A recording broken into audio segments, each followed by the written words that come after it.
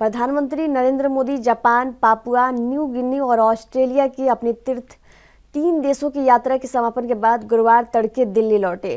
PM Modi का दिल्ली के पालम हवाई अड्डे पर भव्य स्वागत हुआ। भारतीय जनता पार्टी के राष्ट्रीय अध्यक्ष जेपी नड्डा पीएम मोदी के भारत आगमन पर उनका स्वागत करने के लिए गुरुवार सुबह दिल्ली के पालम हवाई अड्डे पहुंचे। बीजेपी के राष्ट्रीय अध्यक्ष के साथ विदेश राज्य मंत्री मीनाक्षी लेखी, पूर्व केंद्रीय मंत्री हर्षवर्धन, दिल्ली के सांसद रमेश बिधूड़ी, हंसराज हंस और दिल्ली विधानसभा में विपक्ष के नेता रामबीर सिंह बिधूड़ी भी मौजूद रहे।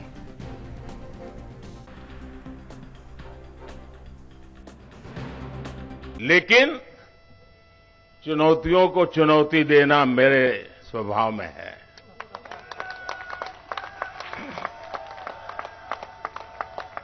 और चुनौती 2 है। कभी किसी देश को अपनी जड़ों को मजबूत करना एक बहुत बड़ी चुनौती होती है। अपने गरीब से गरीब के लोगों को गरीबी से बाहर निकालना, उनकी आवश्यकताएं पूरी करना। ज्यादातर लोगों के जीवन में ये काम आता है। हमारे सामने 2 काम एक साथ आए हैं। समय लोग दुनिया इंतजार करने को तैयार नहीं है दोस्तों।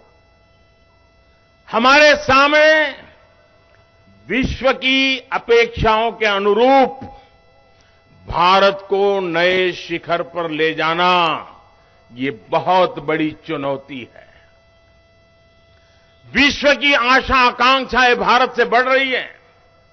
विश्व की हर समस्या के समाधान में भारत कुछ रास्ता निकाले, भारत उस रास्ते पर हमारे साथ चले। भारत क्या सोच रहा है हमें बताएं। दुनिया के हर कोने से यही आवाज आ रही है। लेकिन साथ साथ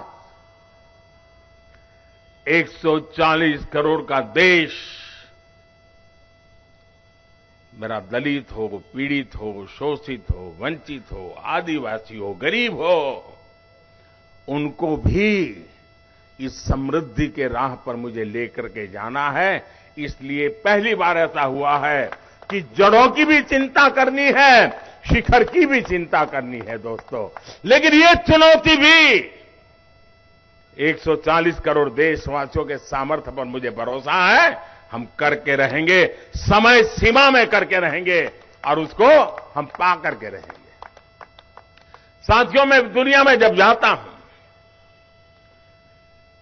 तो बातें तो करते ही करते हैं, अनेक विषयों पर अपनी स्पष्ट बात रखते भी हैं। लेकिन मैं कभी भी